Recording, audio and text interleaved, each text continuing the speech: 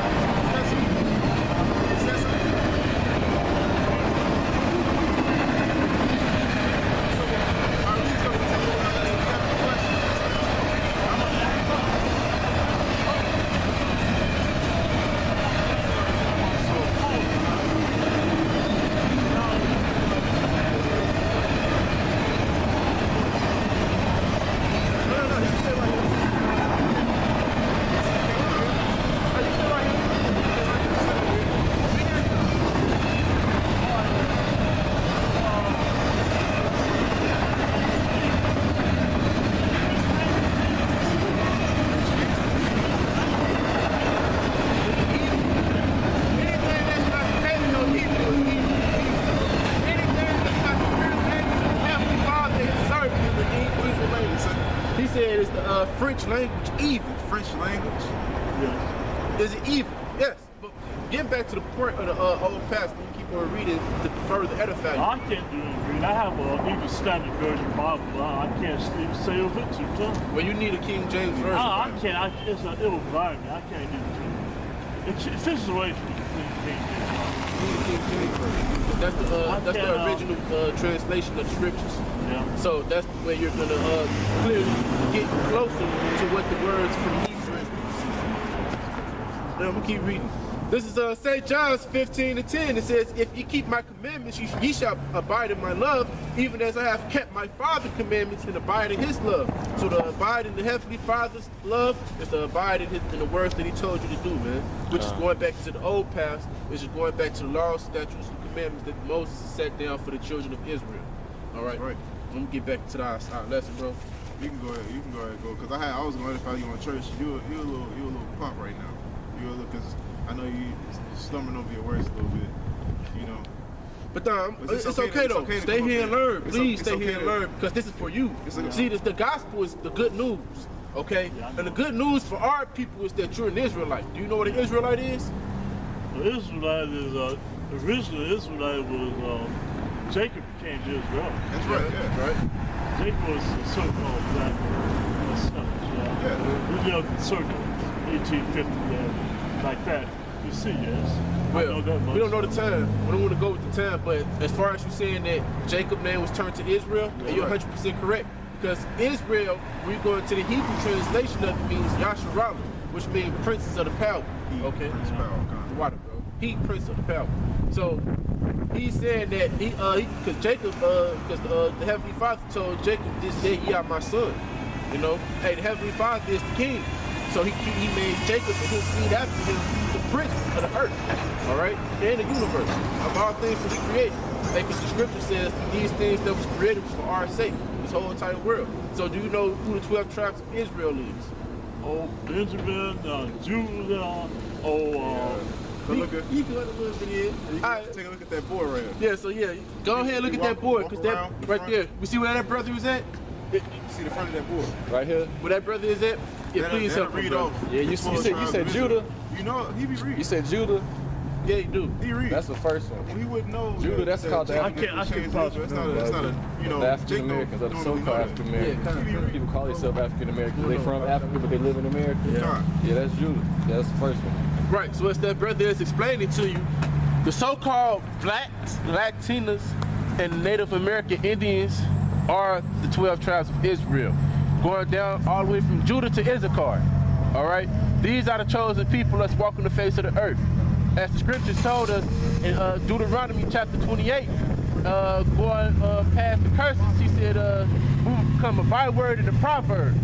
A byword is going into different names, like, you know, men of color had different names coming up in America. At first they called us colored, then they called us Negroes, then they called us African Americans. You know what I'm saying?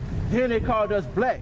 So in our high school, we referred to as Afro-American. see, and then that, even with that itself, that's a byword, because it's not literally telling you who you are.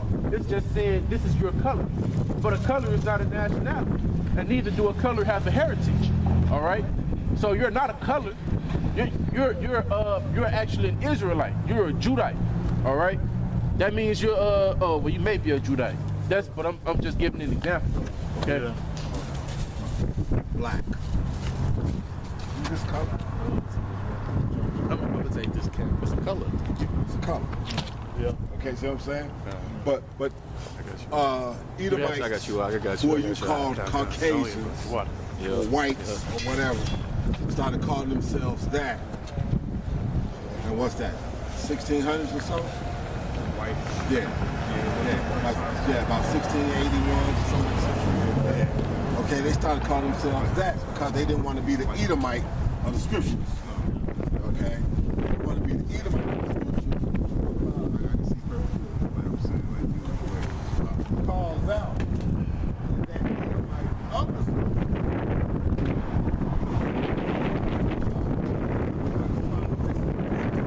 Repentance, the ability to be sorry for what you're doing when it came to the scriptures or keeping the law, statutes, and commandments and getting it right. that's actually one of the ways we know we're Israelites today, because it was written in the curses. Do you know about Deuteronomy 28? No? Okay, well, No. in Deuteronomy 28, after the 15th verse, Moses tells the congregation of Israel after they came out of Pharaoh's rulership. After they came out of Egypt, What Moses. scriptures? What scriptures? Yeah, I got it. Con. And this is Deuteronomy 28, verse 37.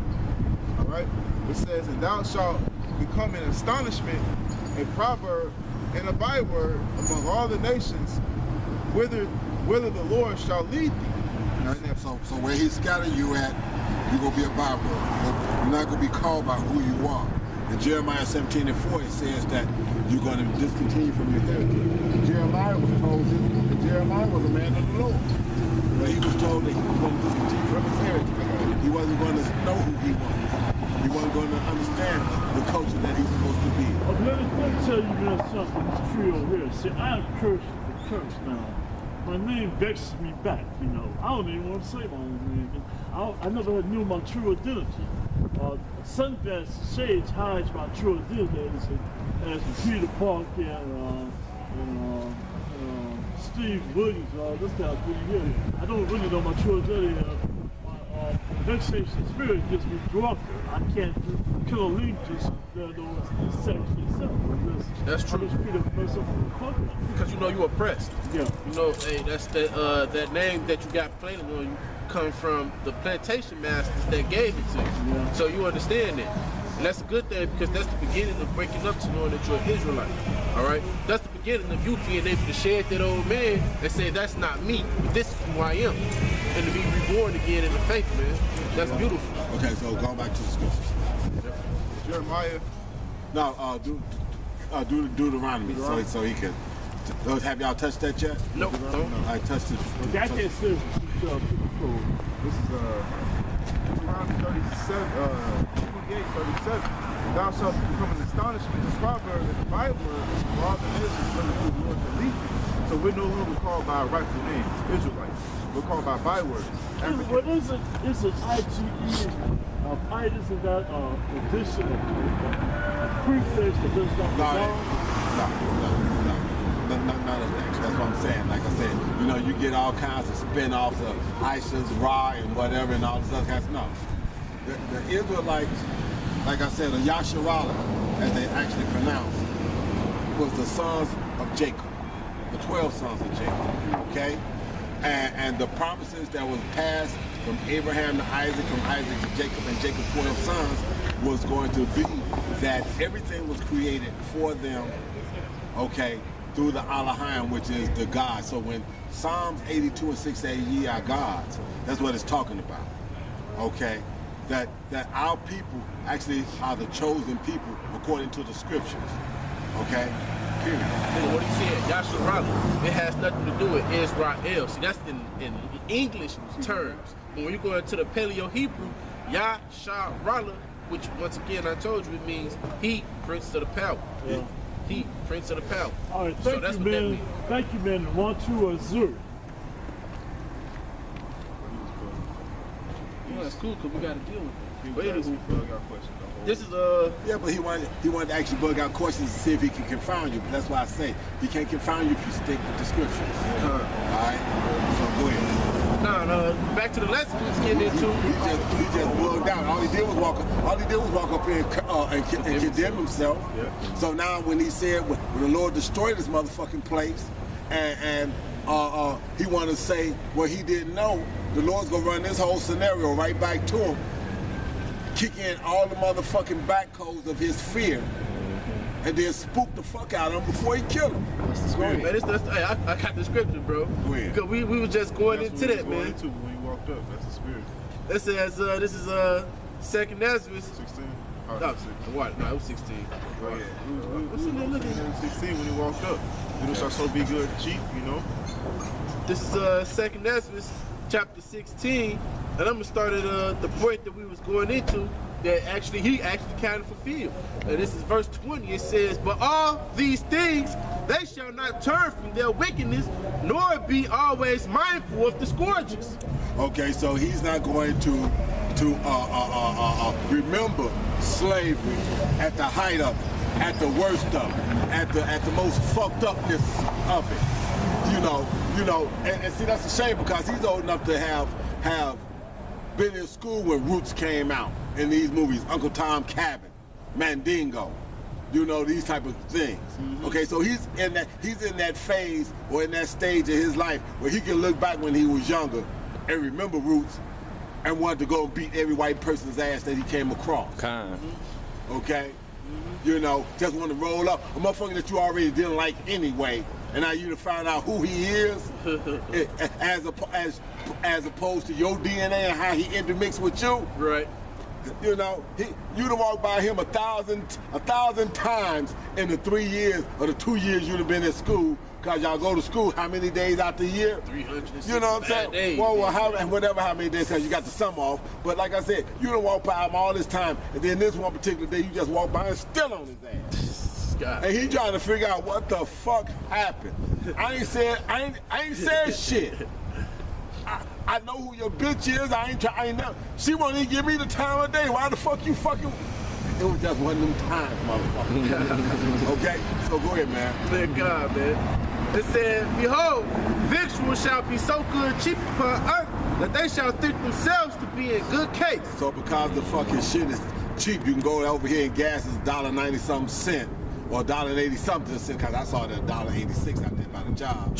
Okay? Man. They think that the economy is turning around, it's getting better. Why? Because our money is worth more because the gas is cheap now. Nah, motherfucker. That's getting ready to set your ass up for the hyperinflation, so when all that shit blow up, your ass is assed out and you don't know what the fuck just happened. It was just $1.86 or just $1.97 a day or two ago. Now all of a sudden you trying to tell me it's $12 a gallon? What the fuck happened?